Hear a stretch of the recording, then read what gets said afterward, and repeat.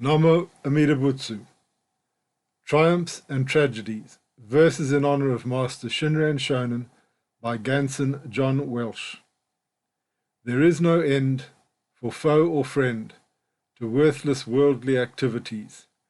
When will we learn to free ourselves from this fatal attraction to frivolity and distraction? As time flies by and our life story is almost complete, we realize that history is replete with tales of triumphs and defeats. But are our lives genuinely blessed with more of the former rather than cursed with the latter? Living in an age of lies, folly, fear, panic and hysteria, it is a fool who tries to live an ethical life devoted to peace, prosperity, justice, compassion and wisdom that will never cease. For the wise man knows, as history all too clearly shows, that this is impossible for unenlightened beings living in this age of Dharma decline, where forgiving others, wisdom, love, and compassion is seldom, if ever, in fashion.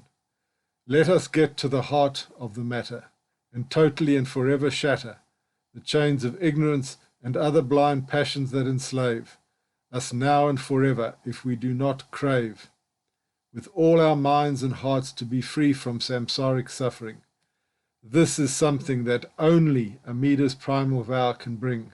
So do not wait or hesitate, but think and say each and every day, Namo Amida Butsu, Namo Amida Butsu, Namo Amida Butsu. Thank you, Amida Buddha. Homage to Amida Buddha. I take refuge in Amida Buddha. The above verses were inspired by the following passages from the writings of Master Shinran Shonen. Chapter on Realization, the vow of necessary attainment of nirvana, the birth that is inconceivable. A collection of passages revealing the true realization of the Pure Land Way, compiled by Gotoko Shinran, disciple of Shakyamuni.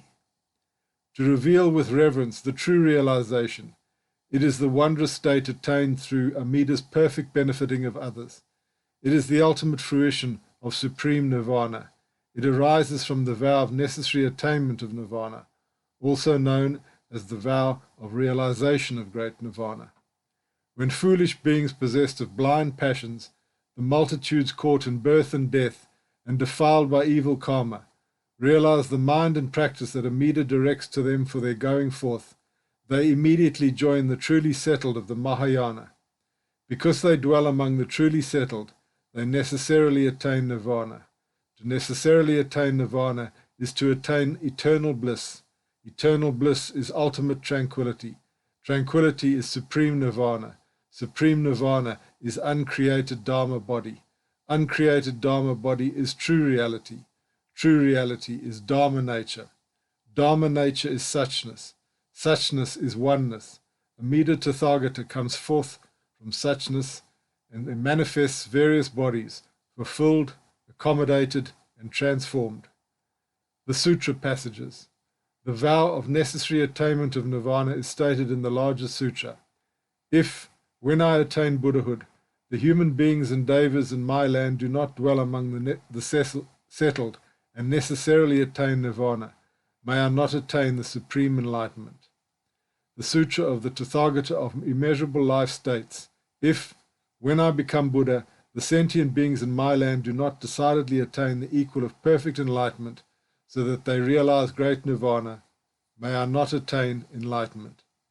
The passage declaring the fulfillment of this vow in the larger sutra states, the sentient beings born in that land all dwell among the truly settled, for in that Buddha land there is not one who is falsely settled or not settled.